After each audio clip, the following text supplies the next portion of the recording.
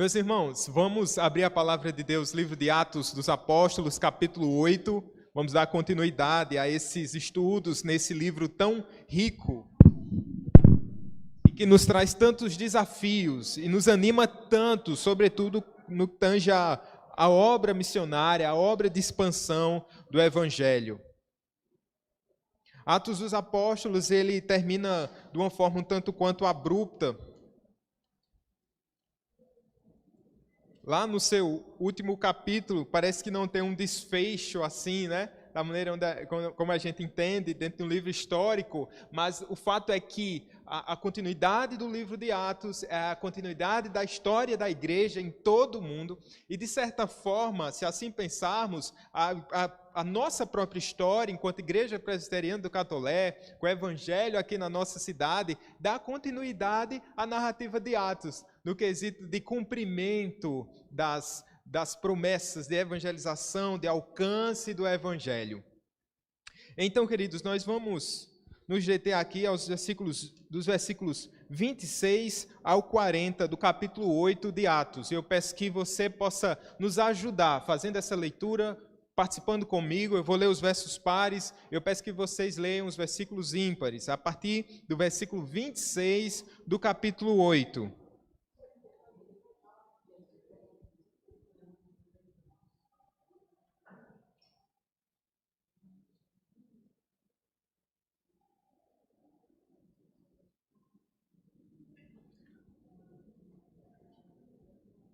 Vamos ler? Diz assim: um anjo do Senhor falou a Filipe, dizendo: dispõe-te e vai para a banda do sul, no caminho que desce de Jerusalém a Gaza. Este se acha deserto. Ele se levantou e foi.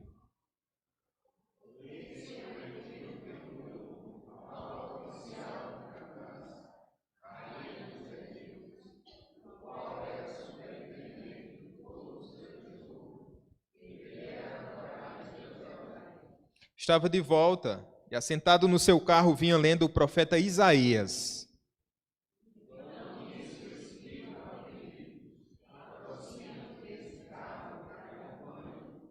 Correndo Filipe, ouviu ler o profeta Isaías e perguntou: compreendes o que vens lendo?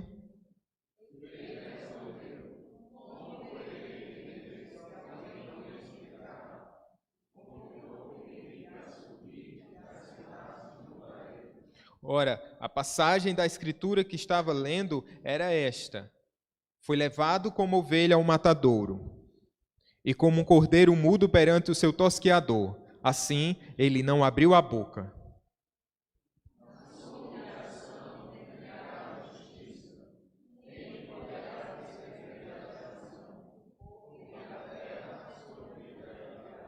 Então o eunuco disse a Filipe: peço-te que me expliques a quem se refere o profeta.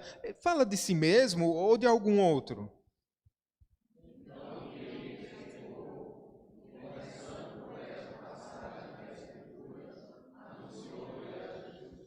Seguindo eles caminham fora, chegando a certo lugar onde havia água, disse o eunuco: eis aqui água, que impede que seja eu batizado?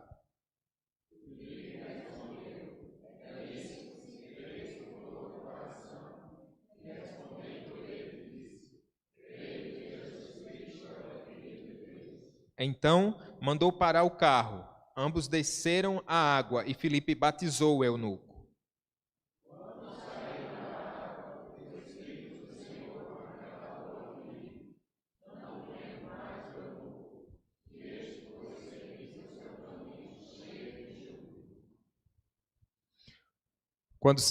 Mas Filipe veio achar-se em Azoto e, passando além, evangelizava todas as cidades até chegar a Cesareia. Amém. Vamos orar, meus irmãos? Querido Deus, na tua dependência nós estamos aqui. Fomos alcançados por essa palavra, fomos alcançados por esse evangelho maravilhoso. E, querido Deus, essa tem sido a nossa necessidade, dia após dia. Somos sustentados, ó Senhor, pelo teu Espírito, por tua palavra. E nós queremos, Senhor, dizer nessa manhã que nada podemos fazer sem ti. Mas com tua presença e com teu Espírito Santo, Pai, nós podemos ler a tua palavra, nós podemos explicar a tua palavra, nós podemos entender a tua palavra, e essa palavra pode rasgar a nossa alma, ela pode produzir salvação, ela pode produzir frutos eternos, ó Deus. E essa é a nossa humilde súplica nessa manhã, em nome de Jesus. Amém. Meus irmãos, nos próximos 2 meses, de certa forma, nós estaremos aqui tratando um pouco sobre missões, sobre evangelização. Vamos começar a dar esse start agora nessa próxima semana, recebendo o pastor Leonardo Bessa e Célia de Jesus, tratando um pouco sobre a questão do islamismo. Vai ser um seminário aqui na nossa igreja, como temos divulgado, mas esse casal de missionários também vão passar por algumas outras igrejas aqui do nosso presbitério. É o que a gente chama de missão transcultural. O que é missão transcultural? Quando o Senhor Deus ele nos chama, separa alguém que é reconhecido pela igreja, ele usa a igreja, ele usa esse meio, né, para testificar e ratificar esse chamado, e através, no nosso contexto brasileiro, ou melhor dizendo, no nosso contexto enquanto igreja presbiteriana, nós temos uma agência de missões transculturais, né, chamada APMT. Então, mas em outras denominações, existem tantas outras iniciativas missionárias onde pessoas são tiradas do seu contexto cultural e são enviadas para outro contexto cultural, seja este dentro do em outros países, como mesmo dentro do nosso país. Como, por exemplo, quando alguém sai para uma cultura indígena e ali ele vai pregar o evangelho, a gente pode denominar esse movimento como uma evangelização, uma missão transcultural. Isso é parte dessa obra missionária maravilhosa. Aliás, nós somos frutos dessa missão transcultural. Né? Dia 12 de agosto, né? No próximo mês, a gente completa mais um ano da existência da Igreja Presbiteriana aqui no Brasil. E qual foi o movimento transcultural aqui? O seminarista, de onde ele... o pastor Simonton, ele sai dos Estados Unidos, atendendo ao chamado do Senhor, e vem para o Brasil. E veja só a semente do evangelho que se difunde, que se propaga, e aqui nós estamos. Isso é parte da obra de Deus, quando nós pensamos numa missão transcultural. Contudo, nós também pensamos numa missão cultural, dentro da nossa cultura. É o nosso chamado. O Senhor Deus chama a todo crente, todo aquele que é convertido pelo Senhor, recebe o Espírito Santo, tem a palavra em suas mãos, e esse já recebe automaticamente o seu chamado para o quê? Para evangelizar, para falar sobre Jesus Cristo e de pregar o evangelho a toda criatura, né? Ensinando-os a guardar todas as coisas que vos tenho ordenado. E aí tem a questão da ordenança para o batismo, batizando em nome do Pai, do Filho e do Espírito Santo. E veja que, dentro dessa perspectiva, eu e você somos missionários. Você é um missionário. Vamos fazer aquele exercício, né? Olhando para o seu irmão, diz assim: você é um missionário. Eu acho que ele já sabe, mas lembre isso aí. Você é um missionário.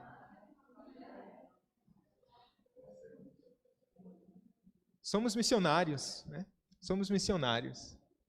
Nesse texto, eu quero fazer um exercício com vocês, mostrando aqui algumas coisas desse chamado para a evangelização. Eu penso que nesse texto a gente pode extrair, assim, características importantes que são úteis para a gente, enquanto pensamos, já que vocês já foram relembrados nessa manhã que vocês são missionários, que nós somos evangelistas, eu quero destacar nesse texto 4 pontos, tá certo? Eu quero mostrar que um evangelista, alguém que prega o evangelho, ele precisa ter disposição. Tá bom? Disposição. Depois quero falar que a gente precisa ter envolvimento, ou seja, precisamos envolver na história de outros, precisamos envolver com outras pessoas. Depois quero falar sobre a importância do conhecimento da palavra de Deus, uma vez que nós precisamos manusear bem a palavra de Deus, para podermos ensinar, repassar essa palavra. E por último, eu quero falar sobre o confronto, que é o momento de você, uma vez que você está evangelizando, você mostrar para essa pessoa que ela precisa tomar uma decisão por Cristo. não seja um teólogo chato. Eu sei que é Deus, o próprio Deus que nos escolhe, mas a palavra de Deus nos chama a atenção para o fato de que nós precisamos confessar com a nossa boca, crer com o nosso coração, confessar com os nossos lábios que Deus ressuscitou o Cristo dentre os mortos, né? Nós estamos aqui começamos lendo Romanos, né? Essa parte é Romanos 10, 9, ou 9, 10. Por favor, confiram aí, no final eu vou repetir esse texto, eu quero que vocês me corrijam, tá bom? Vamos começar pelo começo, é importante, né? Começar pelo começo, falando aqui sobre a disposição. Disposição para quê? Para pregar o Evangelho. Veja aí no verso 26, que o texto começa falando sobre, dando continuidade a um ministério do Filipe, que é diácono. Vamos contextualizar? Veja que o Senhor Jesus, ele dá uma ordem à igreja, e eu sempre gosto de começar por isso, porque esse é um ponto nevrálgico aqui desse livro de Atos, que ele diz assim, ó, no verso 8 do capítulo 1, vocês vão receber poder ao descer sobre vós o Espírito Santo, e sereis minhas testemunhas, tanto em Jerusalém, como em toda a Judéia e Samaria, e até aos confins da terra. Eu pergunto, essa obra de testemunhar em Jerusalém, ela começa em que capítulo? O que vocês acham? Em Jerusalém. Quem sabe dizer? Pode filar, é a cola santa, né? Veja que essa obra já está em Jerusalém, gente. Não é o epicentro ali, né? Do ministério do Senhor Jesus Cristo. E aí a palavra é propagada em Jerusalém, ocorre um evento importante na história da igreja, que vai fazer com que a igreja ela saia de Jerusalém e vá em cumprimento ao que está determinado pelo Senhor Jesus Cristo. O que é que ocorre dentro da história da igreja nesse contexto? Está todo mundo bem, todo mundo tranquilo. Na igreja, ar-condicionado, água. Temos a descida do Espírito Santo que é em cumprimento lá no Antigo Testamento, então dá a ferramenta necessária, o revestimento necessário. Sem o Espírito Santo não há missão, mas histórica é importante isso, está aqui dentro desse contexto, capítulo 2 de Atos. Mas qual o fator determinante? A morte de Estevão, ok. Exato, está tudo dentro desse panorama aqui de perseguição. A igreja começa a ser perseguida e aí os irmãos que estavam lá no ar-condicionado, tudo na bênção, eles saem e daí eles vão para outro local. Qual lugar eles vão? Antioquia, ela vai... É um desdobramento, Simone. Mas vamos mais para perto, Samaria. Vai para Samaria. E aqui, esse percurso missionário continua, esse percurso de evangelização. Porque, perceba, qual é o personagem aqui que vai ser destacado no capítulo, nesse capítulo que nós estamos discorrendo, né? Agora é Filipe. Veja que Filipe, ele sai, e no versículo 4, Itiel falou sobre isso, presbítero, no último domingo, né? No verso 4 diz assim, entre mentes... Versículo 4, versículo 8. Entre mentes os que foram dispersos iam por toda parte pregando a palavra. Veja o que diz o versículo 5. Vamos ler juntos, ó.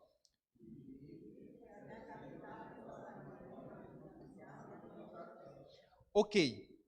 Isso é importante para a gente se situar, né? Filipe desce até Samaria e ali ele começa a pregar o evangelho e anunciando a Cristo Jesus.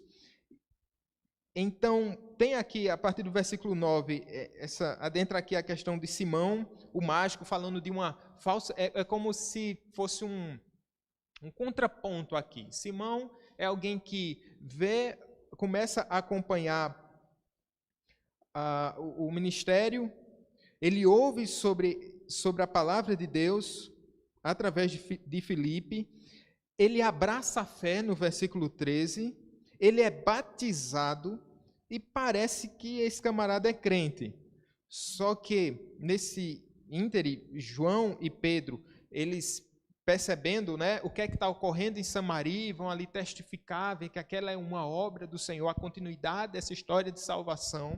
E aí no versículo 26, e aí nos versículos posteriores, a gente vai falar um pouquinho sobre essa falsa conversão de Simão, porque ele quer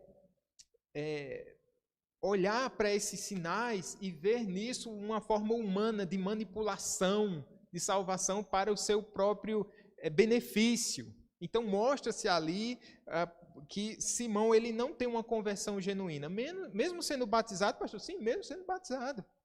E o contraponto é que agora a gente vai ver uma conversão genuína, uma ação do Espírito Santo efetiva, provocando assim, adentrando o coração do etíope, aqui o eunuco. Está bem? Então, chegamos aqui no versículo 26. Qual o momento? Filipe está no seu ministério em Samaria. O ministério está caminhando bem. Está uma bênção. A igreja está crescendo, o evangelho está sendo propagado, então ele é alguém importante ali para essa atividade missionária. Mas daí ocorre que um anjo do Senhor aparece, não é o próprio Senhor, tá bom? É um anjo do Senhor, não sabemos de que forma. Ele fala a Filipe e ele dá emite um comunicado do céu a Filipe, uma intimação celestial. Ele diz no verso 26, dispõe-te e vai para o lado do sul, no caminho que desce de Jerusalém a Gaza. Este se acha deserto. Ele se levantou e foi. Ou seja, ele está aqui no norte, né, em Samaria, e aí ele é chamado para ir para a região, para o lado do sul, indo para o Egito. E ali ele desce de Jerusalém a Gaza. Veja que ele está bem situado, o seu trabalho está prosperando. Do ponto de vista humano, ele não tinha nenhuma razão para sair dali, né? Só que o Senhor tem outros planos para cumprir através de Filipe. E aqui vem uma aplicação importante para a gente. O fato de que o Senhor, Deus, ele pode mudar o nosso destino, o nosso percurso, o nosso itinerário. E aí, a gente pode fazer uma pergunta. Quando Deus muda o nosso percurso, dentro daquilo que a gente tinha estabelecido, dentro daquilo que a gente tinha planejado, geralmente nós fazemos a pergunta é, o que Deus tem para mim com isso? O que é que Deus tem para mim? Eu queria que você pensasse em outra pergunta. Eu queria que você se perguntasse, se você está nesse momento de transição, ou se socorrer na sua vida, ou você está aqui hoje e ainda a sua cabeça está meio confusa. O que é que Deus quer comigo aqui em Campina Grande? Ou lá na universidade, ou no meu trabalho, e foi uma mudança que eu não tinha planejado. Ao invés de perguntar, o que é que Deus tem? O que é que o Senhor quer? O que é que o Senhor tem para mim? Poderíamos perguntar, o que o Senhor quer fazer através de mim? Por que eu vim parar aqui? A gente não cai nos cantos de paraquedas.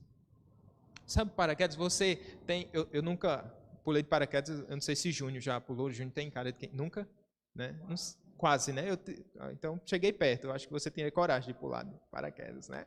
Mas, assim, você tem um roteiro assim, eu vou cair nessa região, né? Nessa, talvez, um paraquedista mais experiente, ele diz, eu vou cair ali, né? Mas, geralmente, vai um pouquinho para lá, um pouquinho para cá. Veja, o que Deus quer comigo? Por que eu vim parar exatamente aqui? E eu queria que você pensasse nessa pergunta. Não o que é que Deus tem para mim. Sim, isso é um desdobramento. Mas, sobretudo, desse Deus que guia a nossa história com um propósito de salvação tão extraordinário, tão soberano. Filipe estava lá e ele é tirado. E é o quê? É uma igreja maior? É uma cidade maior? É um lugar mais promissor? Não. É para ir para o deserto. É para ir para o deserto. Estranho. Geralmente a gente faz uma troca e tem uma questão da ascensão, né? Não, você tem que crescer, né? É para um campo maior, é para um lugar melhor, é para um local onde eu vou ter maior visibilidade. E Deus simplesmente tira Filipe e diz, eu quero você aqui. E ele vai para o deserto. Você já passou por isso? E de chegar e dizer assim, o que é que eu estou fazendo aqui? É a narrativa do Pequeno Príncipe, né? Do Exupéry, o cara está lá e o avião cai e está lá no deserto. Viajei demais, né? Mas veja, por que o Senhor me trouxe para esse lugar? E é um chamado desafiador, por todo esse contexto que eu já falei para vocês. Ele deixa todo aquele avanço, parece que ele está dando um passo atrás. Mas na agenda divina, a agenda de Deus está dando um passo à frente, um passo adiante. E às vezes é necessário que Deus faça isso com a gente, para que os planos dele continuem a todo vapor. O que foi que ele fez? Eu vou pensar nessa proposta. O Senhor me dá um prazo aí, 48 horas. Diz assim, lembrando do pastor Flávio. Ele se levantou e foi. Somos servos, meu amigo. Somos servos, meu irmão. Manda quem pode. Manda quem salva. Manda quem tem a agenda em suas mãos. E obedece quem tem... Eu vou dizer, obedece quem tem o Espírito. Obedece quem tem o Espírito. Filipe não sabia. Mas ele se dispõe e vai, assim como Abraão. Deixa a sua terra, a sua parentela. Mas era para pregar para um homem só. Para um homem só. Em Atos a gente vê movimentos. A gente gosta de números, não é? E é lindo ver todo esse movimento. Uma igreja que começa lá com um punhado de gente, que vai para uma centena, que vai para 3.000, depois pula para 5.000. Mas aqui, tanto o Atos se debruça a nos mostrar essa ação do Espírito Santo na vida de centenas e de milhares, quanto a ação do Espírito Santo na vida de uma pessoa. Porque uma alma vale mais do que o mundo inteiro. Vale mais do que o mundo inteiro. Às vezes você pode ter um chamado transcultural ou um chamado para alcançar multidões, mas às vezes Deus vai usar a sua vida para alcançar uma alma. Às vezes é um filho, né? Às vezes é um pai. Às vezes é uma mãe. Às vezes é um colega de trabalho, sabe? E é um chamado tão especial e tão maravilhoso quanto qualquer outro chamado. Então tire os seus olhos dos números. Dê glórias a Deus, porque Deus tem usado pessoas para evangelizar, alcançar multidões. Mas Deus também tem usado pessoas para alcançar uma alma. Uma alma. Eu não sei se quem alcançou a sua alma foi instrumento de Deus para alcançar a sua alma, alcançou outra alma. Não sei. Mas a sua alma foi alcançada. Sua alma foi alcançada. E eu tenho certeza que talvez você tenha até perdido contato com essa pessoa. Talvez você nem se lembre bem. Mas no céu, imagine só essa cena. E aqui vamos imaginar, né? Você se deparar com aquela pessoa a quem você paga um preço tão alto de evangelização, de oração, um filho espiritual de tantas lutas. E vê-lo desfrutando da glória eterna com você e com toda a igreja do Senhor Jesus. Então, é uma alma. Mas por que Deus chama Filipe para ir ao encontro de uma alma? Porque ele é o pastor que, olhando para as suas ovelhas, ele percebe que tem 99 ovelhas ali, mas há uma que não está no aprisco. Ele sai ao encontro dela. É o que Deus faz por nós. É o que Deus fez por nós, vindo ao nosso encontro. Então, o primeiro ponto aqui é para a gente entender, precisamos ter disposição, tá certo? Precisamos ter disposição. Qual a disposição que a gente percebe em Filipe? Ele está no ministério, está bem, Deus o chama e ele simplesmente se levanta e vai. Precisamos ter essa disposição. Segunda coisa, a gente precisa se envolver com pessoas. Veja o que diz os versos 27 e 28. Aqui vai nos mostrar que começa a mostrar sobre esse etíope, eunuco, um pouquinho da sua história, quem ele é, alto oficial de Candace, rainha dos etíopes, o qual era superintendente de todo o seu tesouro, que viera adorar em Jerusalém. Estava de volta e assentado no seu carro, vinha ele lendo o profeta Isaías. Esse era um homem religioso. Ele tinha saído da Etiópia, que hoje é o Sudão, percorrido mais de 300 quilômetros para chegar até Jerusalém, a fim de adorar a Deus. Um homem piedoso, um homem que tinha essa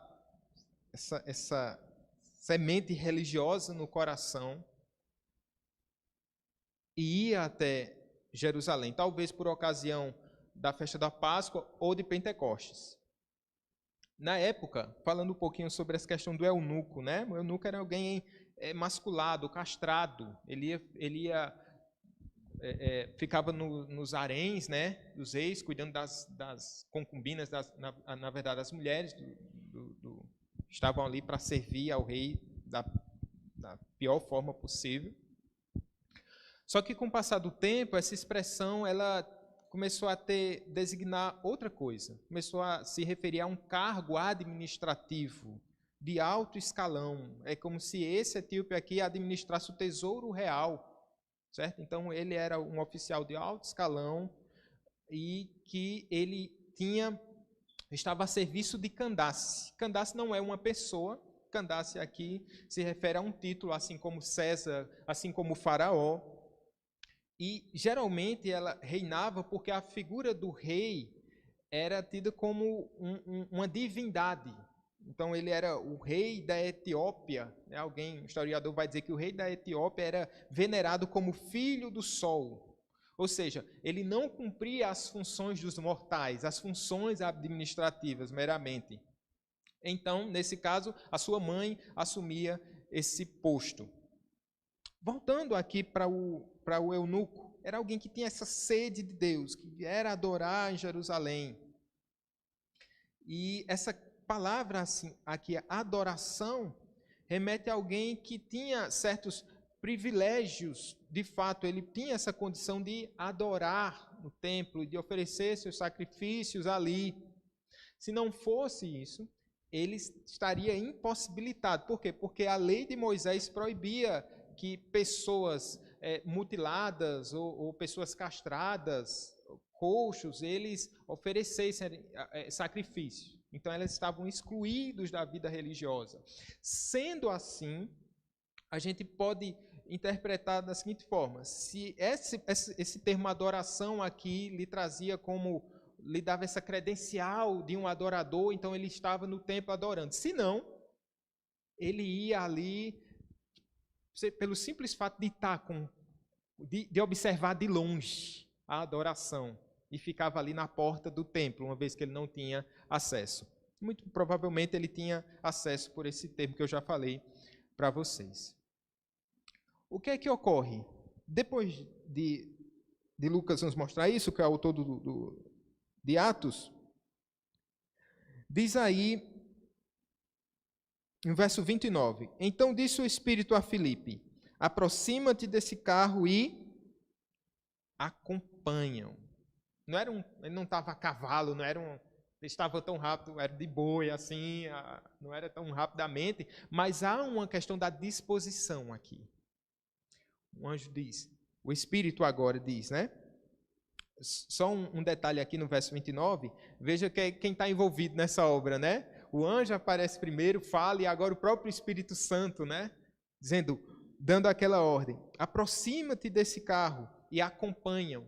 E aqui tem essa questão da disposição. Você precisa se aproximar das pessoas.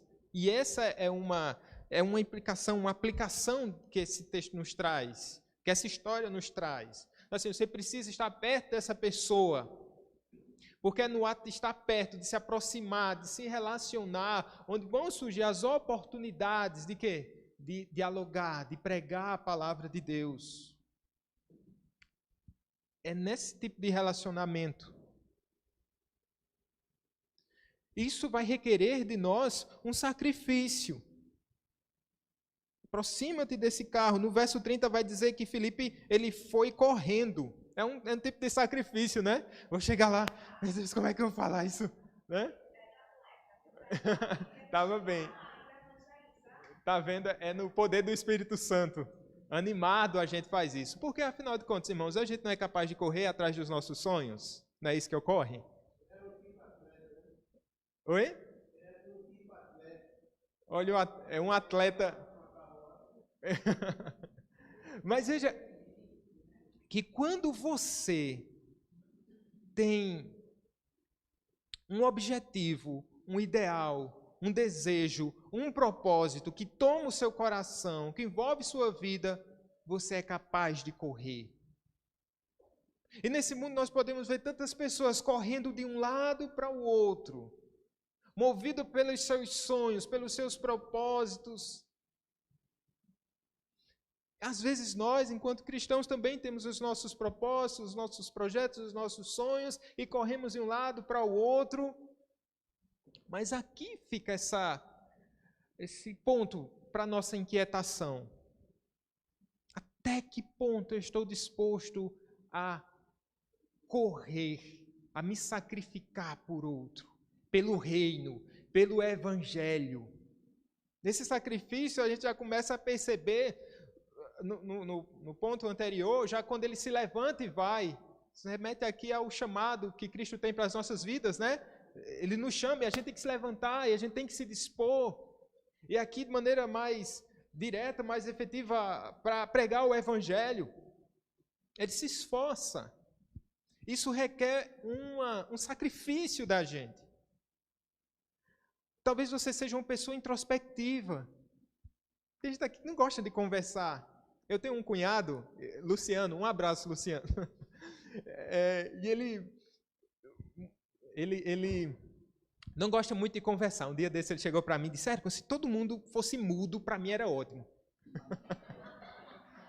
Seria ótimo. Aquele silêncio, aquela tranquilidade, né? E tem gente que não gosta realmente de conversar, né? E a gente precisa respeitar, de fato. Tem gente que gosta muito de conversar.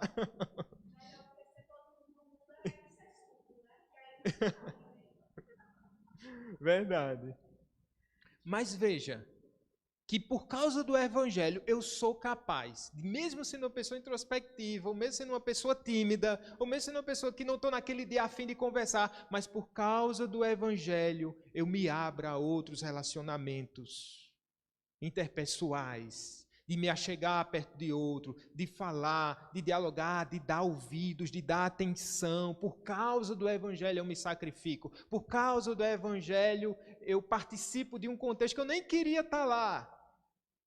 Mas eu estou ali, porque eu percebo que é via de regra, através desses relacionamentos, que surgem oportunidades da gente compartilhar a palavra de Deus. Se envolver com o evangelismo na igreja vai requerer de nós esse sacrifício. Quais os sacrifícios? Tempo, recursos financeiros, saúde, o tempo, a agenda, né, que está relacionada aqui a agenda e tempo, né, que estão relacionados aqui. Mas é um sacrifício, mas é um sacrifício bom, é um sacrifício agradável, aceitável a Deus. É um sacrifício em prol do reino de Deus. Eu falando essas coisas, mas quando a gente começa a perceber o sacrifício de homens como o apóstolo Paulo, sacrifício de homens do nosso tempo, de mulheres do nosso tempo, que assim deram e estão entregando a sua própria vida por causa do Evangelho. Nesses dias nós estávamos aqui lamentando, orando pela família do pastor Francisco, lá em Moçambique, eu esqueci o nome da região agora. Mas enfim, ele estava em outro país. Qual? Não, acho que não. Mas enfim, alguém que literalmente deu a vida por causa do Evangelho. Seja quais tenham sido as circunstâncias, as quais ele tenha sido assassinado, mas ele estava em outra nação por causa do Evangelho. Não é verdade? E é tão pequeno esse sacrifício que a gente faz. Agora à tarde eu vou para Pedra d'Água ministrar ceia lá. E se você for muito apegado ao seu carro, você desce do carro e bota o carro na cabeça e vai. Segunda-feira eu fui lá, teve um encerramento lá de um ciclo do CAEP, e aí estava chovendo, e Raquel disse, tu vai nessa chuva. Aí eu liguei para Samuel, disse, Samuel, tá chovendo aí, porque se chover muito, tem um pé da ponte lá, que não passa carro, eles ficam ilhados. Aí Samuel disse, pastor, dá para vir. Eu disse, beleza, eu vou. Só que quando eu entrei na estrada de terra, várias poças de água assim, tinha chovido muito naquele intervalo, depois da ligação, e depois Samuel me explicou, pastor, depois que eu disse a você que podia vir, começou a chover sem parar. Não tem problema não. E meu cuidado era só chegar até lá e poder servir ao meu rei. Só isso. Né? Buraco aqui, a gente livra aqui, ali, Senhor. Por quê, gente? Porque há 50 anos alguém saiu de Campina Grande a cavalo, de carona, chegando ali de caminhão, parando na pista e fazendo percurso de 7 quilômetros a pé, indo e vindo. Gente, foi Deus que me deu esse recurso, foi Deus que me deu o que eu tenho para usar para a sua glória e para o seu louvor. Estou vendo o Gleidson me lembrando do avanço missionário do ano passado, né? Gleidson para cima e para baixo. É para isso, sabe? Isso vale a pena. Quais são os recursos que Deus tem lhe dado? Recursos materiais, recursos intelectuais, recursos de tempo. Às vezes tem pessoas que têm mais tempo e Deus tem lhe dado mais tempo para que você sirva ao seu rei. É isso. Isso é um sacrifício agradável.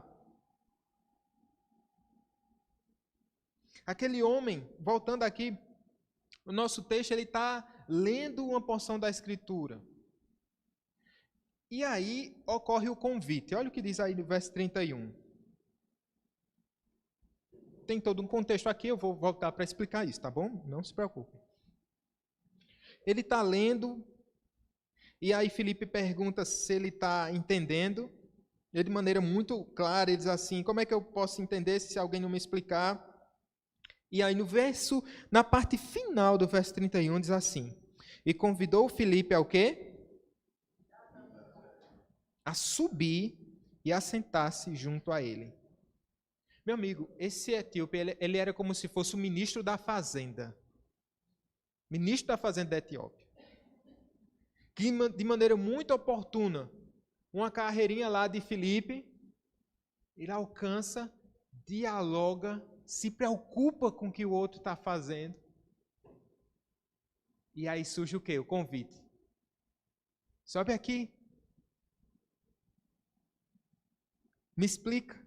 E a palavra aqui é tão pertinente. E convidou Filipe. Você já foi convidado para participar de alguma roda, de alguma mesa, algum convite inesperado? Você dizer assim, puxa, eu estou aqui. E Deus me trouxe aqui.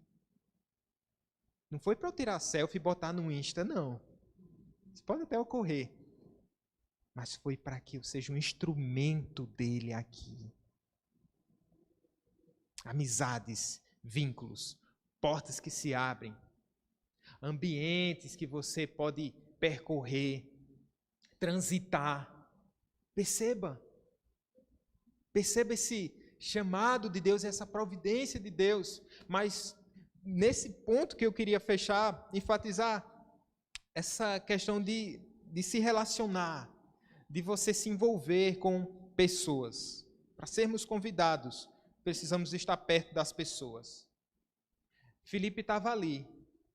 É interessante, porque o eunuco está ali diante da pessoa e diz assim, eu preciso de alguém para me explicar. E é como se Filipe estivesse ali dizendo, eu preciso de alguém para me convidar. Eu preciso de alguém para me convidar, então vem. Né? Então ele teve toda a oportunidade do mundo para pregar o evangelho. Talvez essa oportunidade para você, ela não ocorra de maneira tão rápida. Talvez você esteja desenvolvendo um relacionamento com uma pessoa, com um grupo, e você tem essa pretensão de pregar o evangelho.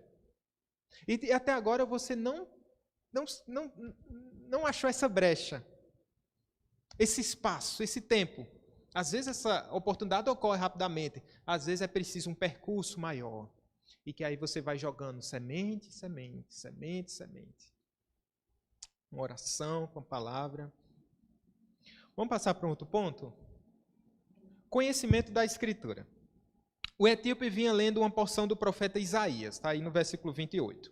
Gente, um rolo da Escritura, não pensem que ele tinha lá uma versão atualizada, provavelmente era a Septuaginta, que ele estava lendo, é a tradução do hebraico para o grego, certo? E não era assim o livro canônico lá do Antigo Testamento, não. Aquilo custava uma grana e eram porções da Bíblia. O ponto nós investimos naquilo que nós acreditamos, não é? Investimos naquilo que cremos. E ali ele está se debruçando e veja a providência de Deus. Ele está ali lendo justamente uma porção, uma parte da Escritura no Antigo Testamento que mais trata de maneira mais clara sobre o servo sofredor, sobre o sacrifício do Senhor Jesus Cristo. Deus estava conduzindo tudo, né? Conduzindo tudo. Só uma aplicação sobre a importância da Bíblia para a gente. Nessa semana, estávamos ali, poucos dias, no velório da irmã Raimunda. E das muitas coisas que foram faladas sobre essa irmã, uma das coisas que ficou na minha mente foi a quantidade de vezes que ela tinha lido a Bíblia. Alguém disse lá que ela tinha lido a Bíblia 10 vezes, e mesmo com pouco recurso de leitura, né? E eu fiquei imaginando, né? 10 vezes. Meu amigo, nós sabemos ler, às vezes fluentemente. Tem gente aqui que fala uma língua, 2 línguas, poliglota. Gente, você ama a Escritura. Nós amamos a palavra de Deus. Nós nos debruçamos na palavra do Senhor. Precisamos disso. Precisamos da palavra de Deus. Precisamos meditar, assim como o salmista diz, né? Meditar na palavra de Deus de dia e de noite. Que ela seja o nosso sustento. E aqui ele está lendo essa porção. Fala sobre o servo sofredor. E que servo sofredor é esse? Ele está com uma dúvida que é importante. Faz muito sentido. Porque esse texto vai falar, no capítulo 53 de Isaías, versículos 6 e 7, especialmente. É como se ele perguntasse, expliques a quem se refere o profeta. No verso 34 ele vai dizer, de quem Isaías está falando? E aí existiam 3 entendimentos sobre esse servo sofredor. Podia ser o povo de Israel, que no decorrer da história foi um povo sofrido, né? Podia ser o próprio profeta Isaías, né, que sofreu também enquanto profeta, ou o Messias. E aqui Filipe vai anunciar o Evangelho, falando que esse servo aqui é Cristo Jesus, que foi levado como ovelha ao matador. Ele se entregou sacrificialmente, como um cordeiro mudo, ou seja, ele não se defendeu,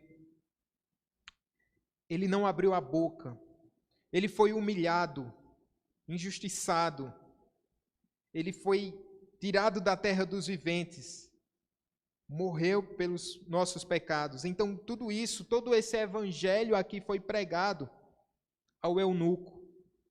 Diz no versículo 35, então Filipe explicou, e começando por esta passagem da Escritura, anunciou-lhe a quem? A Jesus. Anunciou-lhe a Jesus. Veja que o evangelismo ele pode começar de várias formas diferentes. Não é? O evangelismo às vezes começa de uma maneira, num avanço missionário. Inclusive a gente vai ter um avanço missionário, nesses dias a gente vai divulgar depois. Numa conversa informal, várias formas, pode surgir uma oportunidade. A gente teve a oportunidade hoje de evangelizar. São várias as formas que o evangelismo começa. Mas ele tem que terminar de uma forma só. O fim é único. É proclamar Jesus. Esse é o propósito. Essa é a palavra, essa é a nossa missão. Pregar o Senhor Jesus Cristo.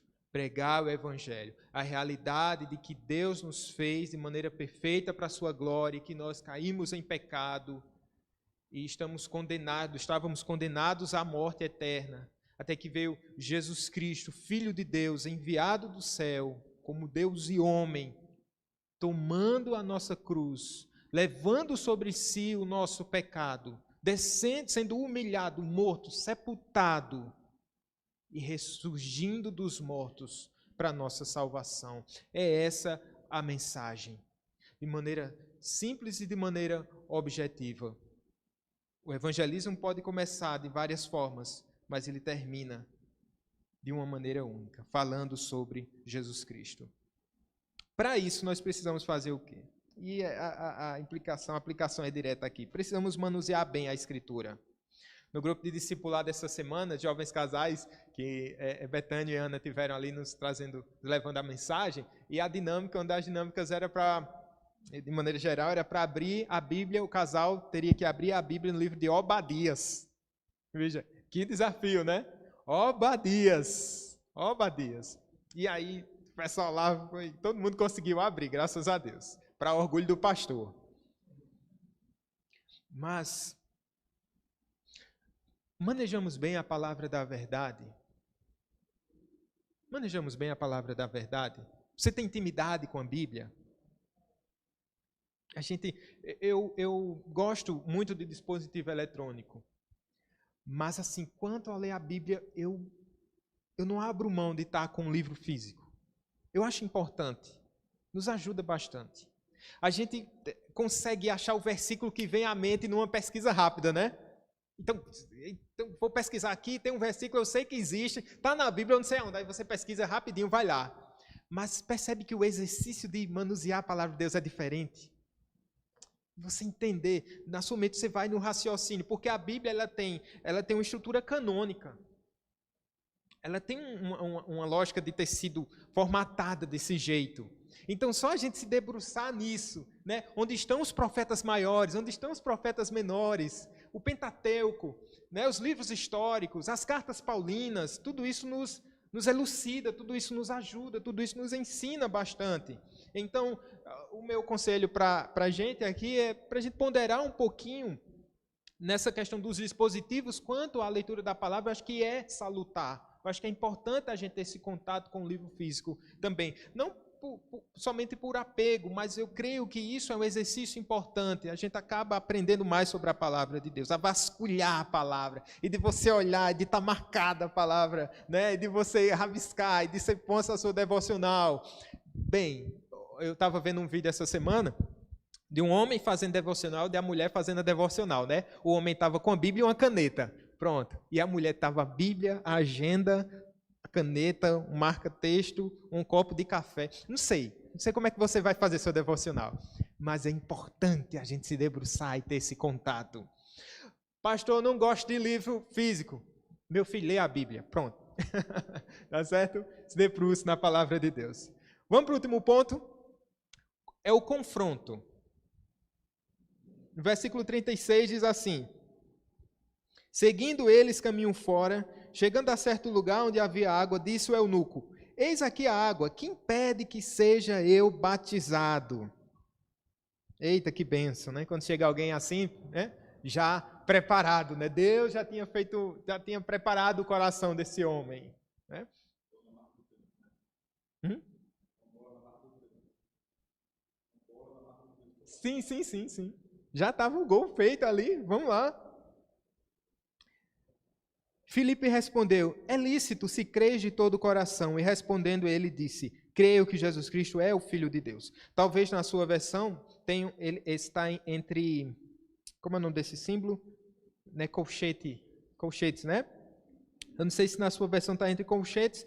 A razão é que esse versículo aqui não está inserido nos manuscritos mais antigos, mas na maioria dos manuscritos esse versículo está. Por quê? É possível que o escriba tenha como implicação deduzido essa resposta e ter colocado isso. Mas é totalmente aceitável, isso não muda absolutamente nada, porque Filipe não batizaria alguém sem que este alguém o confessasse a Cristo, como ele está indagando aqui. Que impede que seja o batizado? E respondendo ele diz, e Filipe diz, é lícito se crês de todo o coração.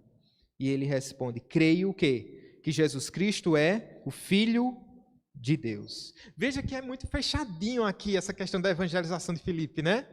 Ele tem essa questão do confronto.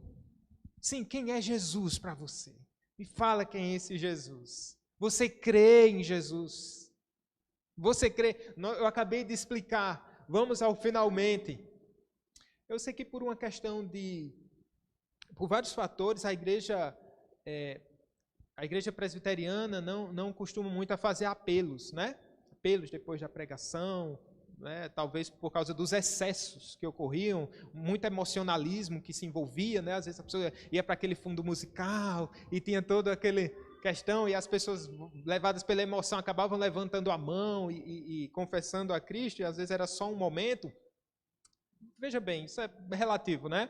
Na minha época houve eu fui chamado pelo Senhor Jesus e eu me lembro que houve um apelo, né? E eu entendi o Evangelho, e de fato foi algo genuíno. Mas a grande questão aqui, quem pesquisou aí o texto de Romanos, é 10:9 mesmo? Isso. É 10:9. Se com a tua boca confessares Jesus como Senhor e em teu coração creres que Deus ressuscitou dentre os mortos, serás salvo. Veja que é importante a gente crer nessa doutrina da eleição e crer que Deus vai fazer a obra, mas você já ficou com esse gostinho assim com essa percepção de que você podia ter ido adiante na evangelização? Tem dito assim, meu amigo, você crê nessa palavra? Você confessa o Senhor Jesus Cristo como seu Salvador? Às vezes a gente deixa a questão meio que em aberto, né? E eu quero trazer para vocês qual o benefício da gente confrontar o pecador, confrontar o ouvinte. É o fato de você poder ter a oportunidade de continuar um discipulado com ele, né? De direcionar, de encaminhá-lo para o batismo, né?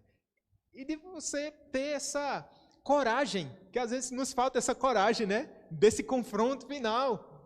Um dia eu fui confrontado com os meus pecados, né? E a palavra tem esse aspecto de confrontar.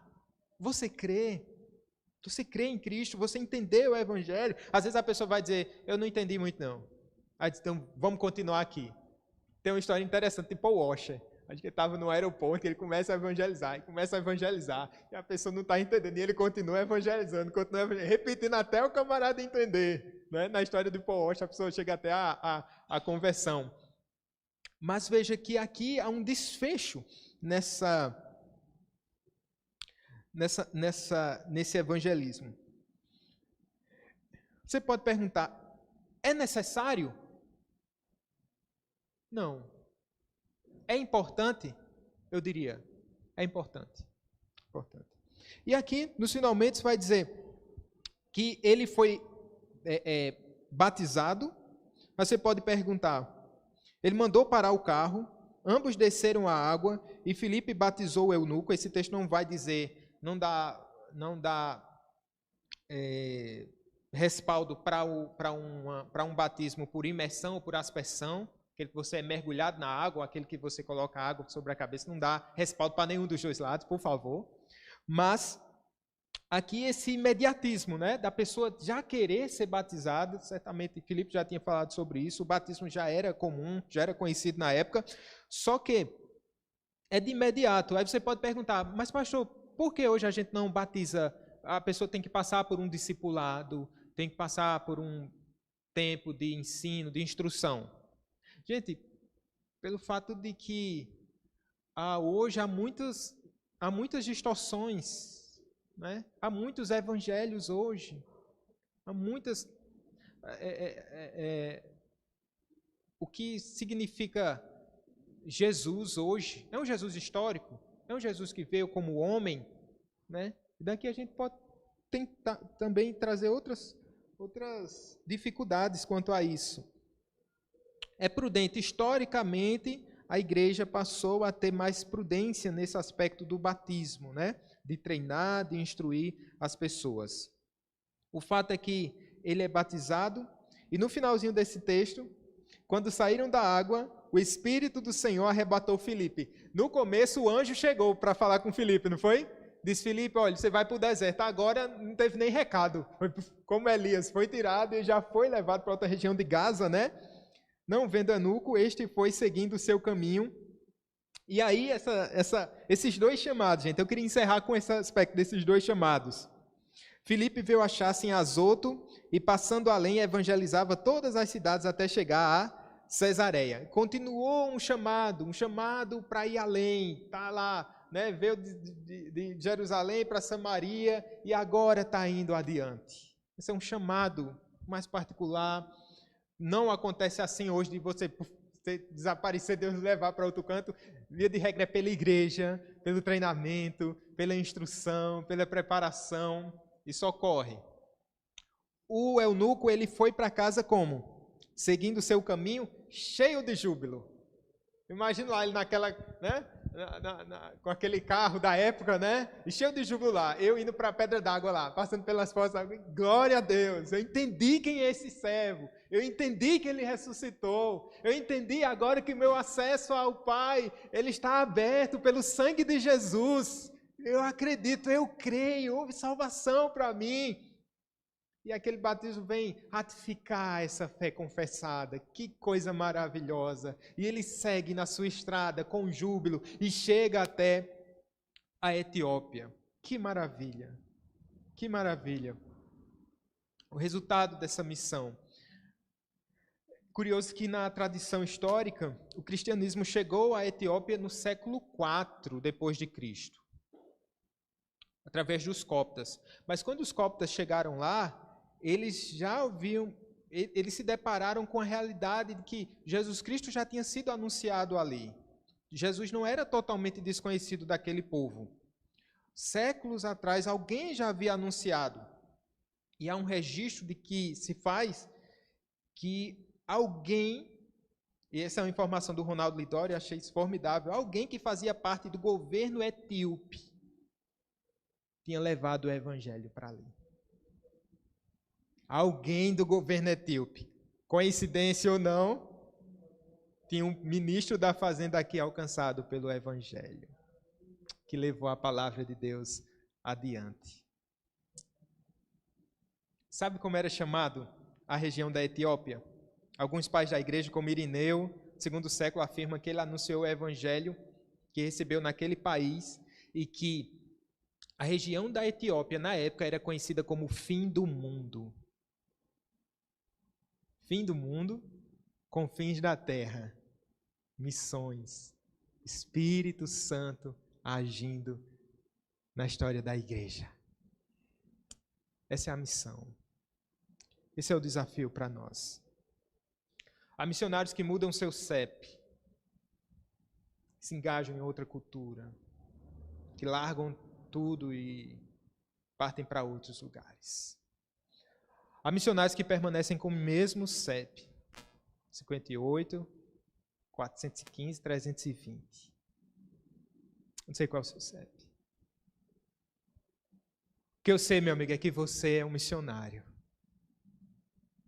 que nós fomos chamados, alcançados pelo Senhor e recebemos esse chamado do céu para pregarmos o Evangelho, levar esse Evangelho adiante. Amém, minha igreja? Tenha disposição, que Deus crie essa disposição no seu coração, no meu coração, que a gente se envolva com as pessoas, não apenas a igreja como tem feito no nosso século, de chegar para julgar e combater, ou levar usos e costumes, ou somente para confrontar sem o Evangelho. Às vezes o nosso envolvimento não é um envolvimento dos mais sábios, né? Mas que o nosso envolvimento ele tem essa pretensão de levar a palavra do Senhor a pecadores, e olhando para nós que somos pecadores e fomos alcançados pelo Evangelho, não somos melhores do que ninguém. Somos chamados, precisamos nos envolver, porque afinal de contas, o Deus eterno, cheio de glória, Ele deixou a sua glória para vir para esse mundo, para se relacionar, para se envolver com gente como a gente, pecadores vis, para nos trazer a salvação. Conheça a Escritura, medite na palavra de Deus, se debruce na palavra do Deus eterno. Manuseie bem a palavra do Senhor, entenda, compreenda, disseque essa palavra, que ela seja guardada no seu coração e que ela seja usada como canal, né, de instrução a outros, de evangelização a outros. E, com a graça de Deus, possamos confrontar esse mundo. Temos que confrontar esse mundo, está indo para o inferno. Preguemos o Evangelho. Confrontemos esse mundo com amor e com a graça do nosso Deus. Amém? Vamos ficar em pé, vamos orar. Convido o Neto também para vir até aqui. Entregue-se ao Senhor nessa hora. Como missionário que você é.